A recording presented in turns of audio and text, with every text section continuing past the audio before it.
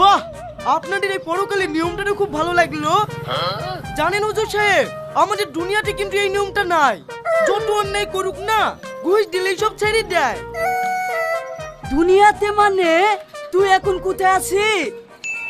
কি জানি হুজুর সাহেব, আমি তো আজ প্রথম মরেছি। আপনারাই ভালো বলতে পারবেন এটা স্বর্গ না নরক।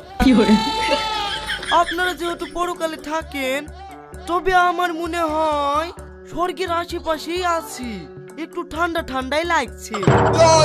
এই স্বর্গ নরক এইসব তুই কি বলছিস রে?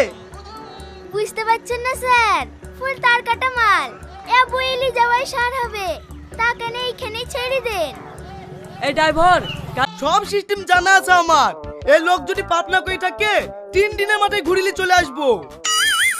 এই নিশা টিশা করে এসছি নাকি? মরার পরে মানুষ কোনদিন জীবিত হয়? হ্যাঁ হয়, তার জল জল প্রমাণ আমি। তোমাদের বিশ্বাস নাহলে খাতায় নি দাও, আমি টিপ মেরে দিছি। 3 দিনের মাথায় মৃত ব্যক্তিকে জীবিত করে লাসবো।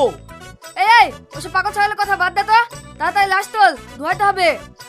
ও আজিজ চাচা, আমার স্বামী তো মরে গেছে। এই লোকটা যখন বাঁচাবো বলছে, ওর উপরে একটু ভরসা করে দেখেন না, যদি বাঁচাইতে পারে। 3 দিনেরই তো ব্যাপার। ঠিকই আছে, তোমাদের স্বামী তোমরা যা ভালোবাসো তাই করো।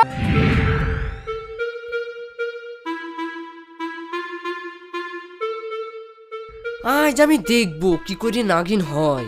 আজ আমি দেখবো কি করে ব্ল্যাটার বেরায়।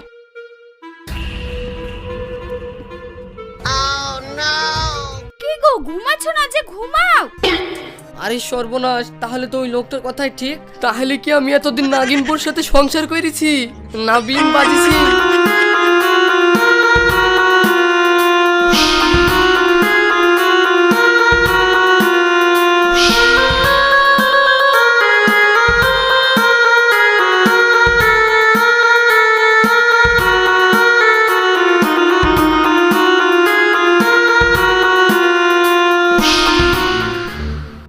কি ব্যাপার, বউ উসপিস করছে কেন? নাগিন হওয়ার লেগে ঘুমাচ্ছে না নাকি? কি ব্যাপার, ঘুমাচ্ছে না কেন, উসফুস করছে কেন? তাহলে কি ব্ল্যাটার বেরানি টাইম হয়ে গেল নাকি?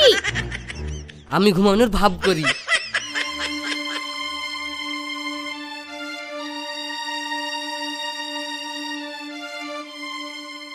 এবার মনে হয় ও ঘুমিয়েছে। দেখি ব্ল্যাটারটা কোথায়। এইবার মনে হয় সাপ হয়ে গেছে। ও মা গো, লুঙ্গি তলে সাপ ঢুকে পড়লো গো। কে কোথায় আছো? বাঁচাও, বাঁচাও, বাঁচাও। ও মা গো, বাঁচাও, সাপ